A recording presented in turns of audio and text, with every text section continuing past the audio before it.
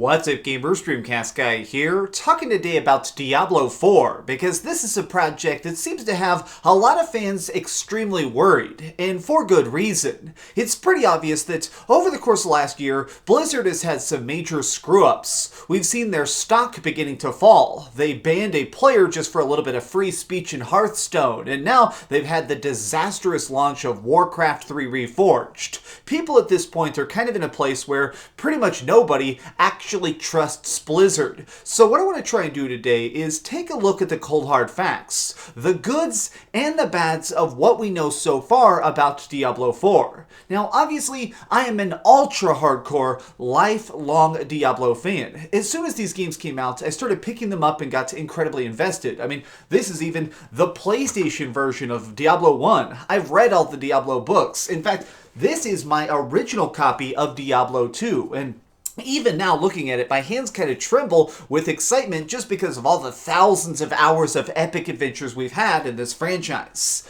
But it's just hard to completely think that the next one is going to be great. Now, I'm in a unique position because I have played Diablo IV. Last year, when there were all those rumblings and rumors of Diablo IV being revealed at BlizzCon, I personally flew over there, got in line, and had a chance to play it. And it is a very interesting game. It plays fast, it has some good character classes, and the magic has a real impact to it. But a lot of things that's been coming out in interviews and stuff makes me think that this game is going to potentially be another huge catastrophe. Let's start off with the hard fact that Diablo IV is going to end up looking and playing completely different. Pretty much everybody who's ever been involved in the Diablo franchise has already left Blizzard because they didn't like the company. The people who crafted the experiences that you and I grew up with and treasured the most, these people have moved on to make other projects like Torchlight, and some of them are very open about how Blizzard is just not good at making games.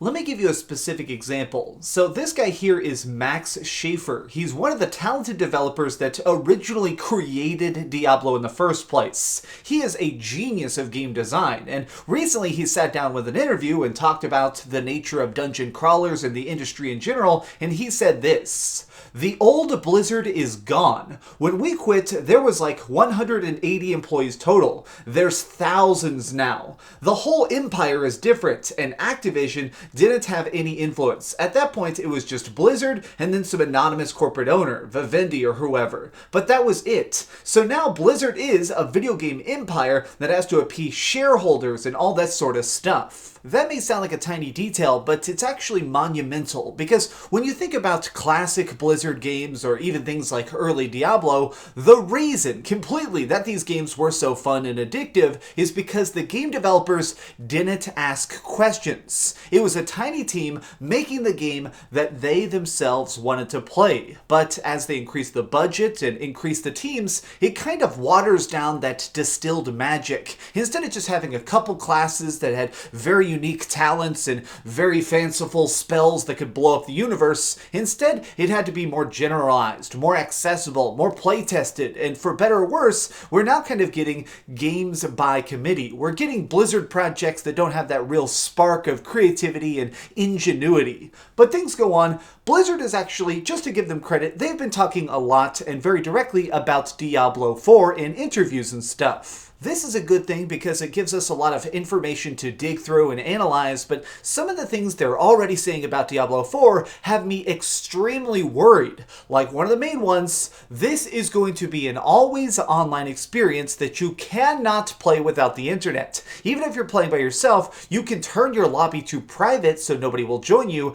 It is impossible to play by yourself. And they say that the reason for this is because there's going to be these special randomized events. These are something I saw personally firsthand, which is when you're playing the game, you get a chance to explore different areas and fight off tons and tons of demons, but there can be these events that will just pop up, where like an arc demon or a massive beast will pop out of the flames of hell and you need to fight him off. But he's so powerful, you can't really take him on by yourself. So when you're fighting them, it will bring in other players from other lobbies to help you defeat them and give you a lot of the good loot. And they claim they need the internet at all times in order to generate these events and bring in the other players. Now, I'm somebody who just doesn't really care for the idea of always online games because the internet isn't perfect. Even if you live in an area that has great stability and you always know that you can have your internet 99% of the time, it's aggravating for those times it goes down. Like I have an issue where my power in my apartment will randomly cut off sometimes. And when that happens, obviously I have no modem. It sucks when my internet sometimes crashes because of this, and that means that even if I manage to run Diablo 4 on like a Switch or something, well, I'm not going to be able to play it.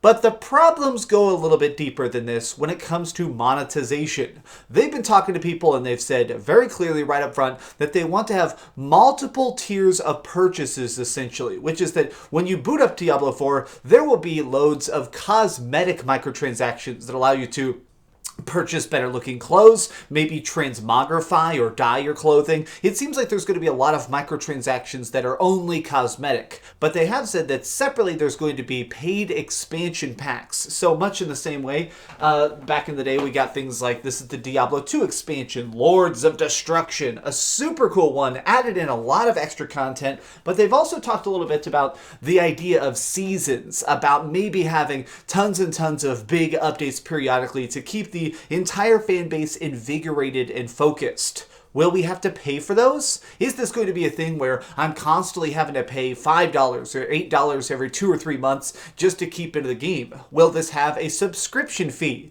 There's a lot of things about the monetization that make me nervous because Blizzard is so stuck on the idea of cranking up the profits, about trying to find a way to repeatedly monetize a fan base. I mean, we've seen this with just how much they make thousands of skins for Overwatch, or so many times when they're trying to just sell you a game for full price and it's just a crappy port, like what we got with frickin' Warcraft 3 Reforged. Blizzard does not know how to properly handle monetization, and I do think that part of this is because of the Activision overlords. These negatives to the project that we know are fully confirmed at this point are definitely something that has a very big worry to me. I want this game to be fun, I want this game to be replayable, but more importantly, I want it to be a game that you can be continually invested in. Diablo is about replayability. Let's face it, you can finish these games' main story in like 5 hours most of the time. So the point of it is constantly trying to grind, improve your character, customizing each piece of weaponry, or putting in socketed gems to make sure that your crossbow can do 1,000,000 damage per second. The replayability is the entire experience. So if they try and water that down with microtransactions or paywalls, I think that if anything, you're going to break the Diablo magic. But let's talk about something that I think is positive, which is how the game plays. I have had a chance to sit down with this. This is actually the BlizzCon shirt that I got when I went and played it. The game is sharp, the controls are extremely responsive, and all the magic is very, very intuitive. While I was playing it, there was a Druid, there was a Barbarian, and there was a Sorceress, and they were all fun. I think the classes I've had a chance to play, which were 3 of the total 5 that we're going to get, they're fun in a way that I think sort of harkens back to classic Diablo. It seems like the biggest thing I absolutely want to give credit to Blizzard to, I think that they realize that they need to respect the Diablo fanbase. Recently, they have been talking a lot, very directly with the Diablo fans, saying, what do you want? And they've been trying to give it. In fact, something they did just a bit ago that I thought was a very cool thing to do, they made a Diablo 1 event inside of Diablo 3, where you could go through a portal to Tristram, and it took you basically into a rebuilt version of the original Diablo, including the really bad frame rate and silly octagonal controls, but with your modern Diablo 3 character. This was more than just a silly little gimmick. It felt to me like a promise. It felt like Blizzard was trying to say, we understand your wants, we understand your desires, and we're trying to execute on them. Something else that I think is actually a really good sign that not nearly enough people are talking about is the fact that recently Rod Ferguson joined the team. Now, you may not know that name. This guy was way at the top, one of the lead people involved with Gears of War. And you may be saying, well, that's kind of strange. Why is somebody who worked on a cover-based shooter jumping on board with Activision to try and make Diablo? Here's the thing, there's a lot of different people who have done Whispers and people who have worked with Ron Ferguson, and everybody says the exact same thing, which is that Rod is the genius when it comes to taking teams and pushing them harder. If you need to hit a deadline, if you need your people to really reach their full potential, Rod Ferguson is apparently that guy. So the fact that he's joining the team, I think that this could be a huge unlocking of doors. This could be the chance for Diablo to be good. I want this to be great because it absolutely needs to be. Blizzard has managed to screw up so much in such a short amount of time, and we may be very far away still from the eventual release of Diablo IV, but currently I'm extremely excited for it. I hope that they manage to have some sort of soon like a public demo or something so people can get their hands on it and people can see the level of polish. Diablo IV, I think, is very much going to be a make or break thing. They need to make sure that this game is a masterpiece, or I don't think we're going to be getting any more games here. Diablo is such a weird thing because we only get one every like 5, 6, or 8 years. These things kind of just drop whenever they're finally finished, and this one I think has the most writing on it. Blizzard, I'm saying this directly to you, get it right. Don't try and milk this. Don't try and just screw over the fans for a quick buck, or you end up going to lose a lot more than you gain. But this has just been my thoughts. What do you think about Diablo 4 and the limitless potential of it? Let me know your thoughts in the comments down below. If you enjoyed this video, please give it a like, share with your friends, and subscribe if you haven't already. But do me the biggest favor of all and keep dreaming. This is the new bad guy. We're not even going to be fighting Diablo in Diablo 4. We're fighting Lilith, the queen of the undead, or whatever. But check it out. Diablo 4 shirt. Woo! Diablo 4!